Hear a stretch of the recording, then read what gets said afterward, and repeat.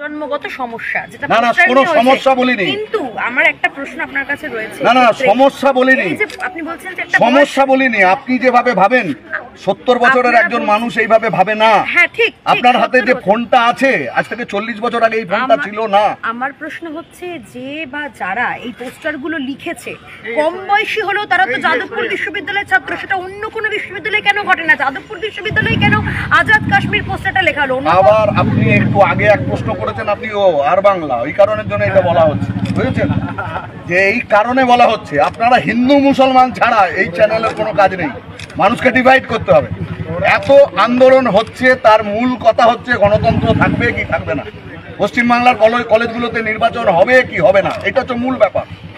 আইসি election হবে কি হবে না, তৃণমূলের তাঁবে থাকবে না মানুষ তার গণতান্ত্রিক পরিসরে তার স্বাধীন মত প্রকাশ করবার অধিকার পাবে, এইটা দিতে চায় না। আর বিজেপি এইটা রাখতে চায়, ওই কারণে মোহন ভাগবত তিলোত্তমার ব্যাপারে আরজিকরের ঘটনায় সরকারের পাশে দাঁড়ায়। এই কারণে অভিষেক বন্দ্যোপাধ্যায় জনৈক হয়, তার বাবার নামও থাকে না, ঠিকানাও থাকে না, ওটা আমন্ত্রণ পত্র বিজেপিতে আসো। এই কারণে এক গাদা মামলা কোনোদিন নিষ্পত্তি হবে না। সিবিআই জুজু দেখাবে ইলেকশন এলে ভোটটাকে ভাগ করবার জন্য, আর মিডিয়া দিয়ে মানুষকে বোঝানো হবে দেখো ভয়ঙ্কর লড়াই তৃণমূল আর বিজেপি। এখন বেকায়দায় যখনই পড়ে তৃণমূল, বিজেপি তাকে বাঁচানোর চেষ্টা করে। যাদবপুরে বেকায়দায় এই কারণের জন্য এখন কাশ্মীর, এখন দেশদ্রোহী। আপনি কি মনে করেন নাকি আপনার বয়সী ছেলেমেয়েরা ওখানে পড়াশুনো করে? আমাদের কৃতি সন্তানরা সব দেশদ্রোহী? কে দেশপ্রেমিক? শুভেন্দু অধিকারী দেশপ্রেমিক? অভিষেক বন্দ্যোপাধ্যায় দেশপ্রেমিক? এত মাফিয়া রাজত্ব চালাচ্ছে, দাঙ্গা হাঙ্গামা বাঁধানোর মতো প্ররোচনামূলক কথা বলে যাচ্ছে প্রত্যেকটা দিন। সমস্ত চুরি, জোচ্চুরি, দুর্নীতি যেদিন শুরু করেছিল শুভেন্দু ছিল এক জায়গায়, এরা সব মিলে পাপ করেছে।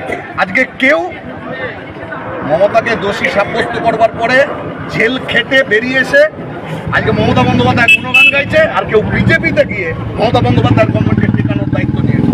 কাজে এরা যাদবপুরকে মানুষের কাছে ঘৃণার জায়গা তৈরি করতে চায়।